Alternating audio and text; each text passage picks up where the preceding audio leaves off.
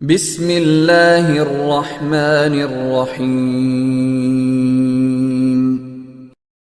السلام علیکم ورحمۃ اللہ وبرکاتہ۔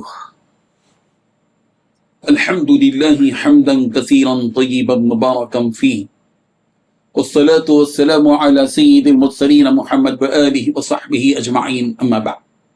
حاضرین و ناظرین، یہ درس قرآن نمبر 151 ہے، اور آج سورۃ البقرہ کی صرف ایک آیت کی تلاوت و تشریح کی جائے گی، آیت نمبر 190۔ اعوذ باللہ من الشیطان الرجیم، بسم اللہ الرحمن الرحیم۔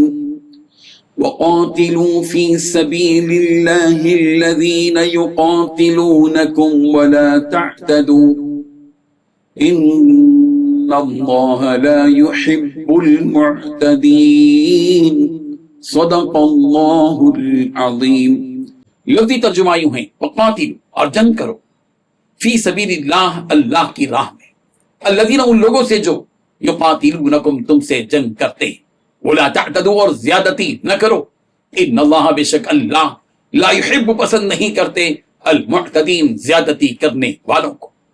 ترجمہ یوں ہے، اور ان لوگوں سے اللہ کے راستے میں جنگ کرو جو تم سے جنگ کرتے ہیں، اور زیادتی نہ کرو، یقین جانو کہ اللہ زیادتی کرنے والوں کو پسند نہیں کرتے۔ اس آیت میں 3 باتیں بتائی گئی ہیں۔ پہلی بات، جو تم سے جنگ کرتے ہیں تم ان سے جنگ کرو، ظلم و زیادتی مت کرو۔ تیسری بات، اللہ تعالیٰ زیادتی کرنے والوں کو پسند نہیں کرتے۔ بزرگان محترم، اس آیت میں سب سے پہلی بات جو بیان کی گئی ہے وہ یہ ہے کہ تم اللہ کی راہ میں جنگ کرو، اور ان لوگوں سے جو تم سے جنگ کرتے ہیں ان سے جنگ کرو۔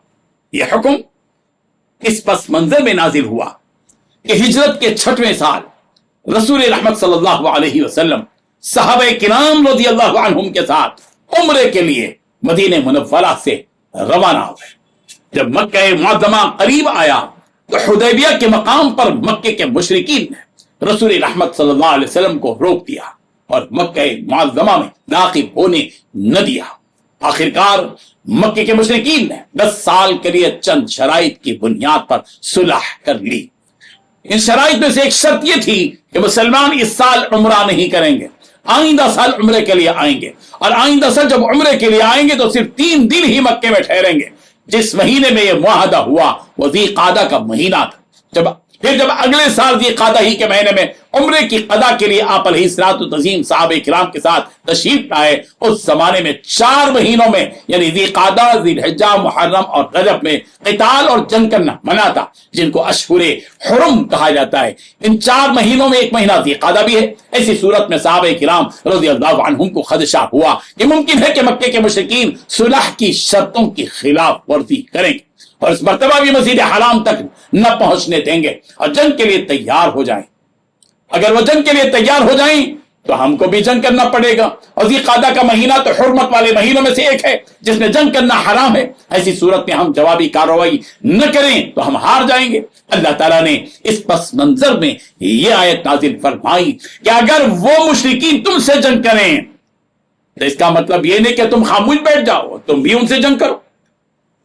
اس آیت کے ذریعے مسلمانوں کو جوابی کارروائی کے طور پر دفاعی جنگ کی اجازت دی گئی، اقدامی جنگ نہیں، دفاعی جنگ۔ تم خود سے جنگ مت کرو، لیکن اگر تمہارے مخالف تم سے جنگ کرنے کے لیے آمادہ ہو اور وہ آغاز کر دے جنگ کا تو اب تمہاری ذمہ داری ہے کہ تم بھی جنگ کرو، اور حرمت والے مہینے کا لحاظ نہیں رکھیں گے اس لیے کہ تم جوابی کارروائی کر رہے ہو۔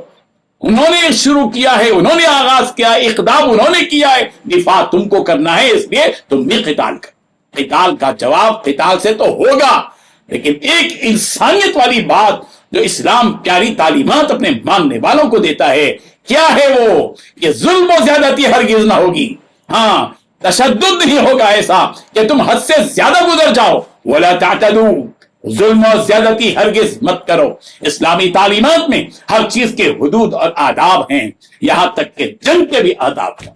سلام ہو پیارے آقا پر، رب ذوالجلال کا کی وہ شریعت، رب ذوالجلال کا وہ پیارا دین جس دین میں جہاد اور جنگ کے موقع پر بھی اصول اور ضوابط کو ملحوظ رکھا گیا کہ ظلم مت کرو، जंग की जा रही है, तुम्हारे पर इकदाम किया जा रहा है, तो तुम भी जाहिर बात है कि जवाब दोगे, दिफा तो करोगे, लेकिन इस दिफा के वक्त में तुम्हारी तरफ से जुल्म नहीं होना चाहिए, हद से तजावुज तुम्हें नहीं करना चाहिए।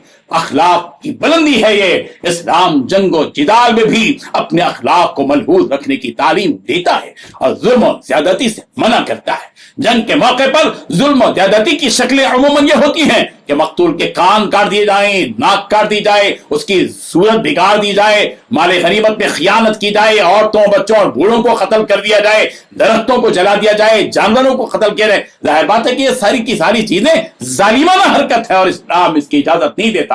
हुक्म दिया पैगंबर ने, औरतों को मारा नहीं जाएगा, बच्चों को कत्ल नहीं किया जाएगा, बूढ़ों को कत्ल नहीं किया जाएगा, दरख्तों को जलाया नहीं जाएगा, जानवरों को कत्ल नहीं किया जाएगा। अल्लाह अकबर, अल्लाहुम्मा सल्ली अला सय्यिदिना मुहम्मद। इस किस्म की जुल्म और ज्यादती से मना किया गया और यह भी बता दिया गया कि इस बात को याद रखो कि इन्नल्लाह ला युहिब्बुल मुअतदीन, जो जुल्म और ज्यादती करते हैं, जो हद से तजावुज करते हैं, परवरदिगार उनको हरगिज पसंद नहीं करता। कुरान मजीद की मुख्तलिफ आयतें जिनमें क़िताल का हुक्म दिया गया है। सूरह बकरा की आयत नंबर 244, वक़ातिलू फी सबीलिल्लाह, और सूरह बकरा की आयत नंबर 246 में कहा गया इन कुतिबा अलैकुमुल क़ितालु अल्ला तुक़ातिलू। सूरह आल इमरान की आयत नंबर 167 में कहा गया वक़ील लहुम तआलू क़ातिलू फी सबीलिल्लाह। और मुख्तलिफ आयात कुरान मजीद के सिलसिले में हैं। रब्बुल जलाल हम सबको इन आयात को समझने की तौफीक अता फरमाए। आमीन व आखिरु दाअवाना अनिल हम्दुलिल्लाहि रब्बिल आलमीन। डेली दर्स कुरान को सब्सक्राइब कीजिए, अपने तासुरात और मशवरे इरसाल कीजिए और मुतालिकीन के ग्रुप बनाकर इन्हें रोजाना दर्स कुरान भेजें और अज्र सवाब पाएं।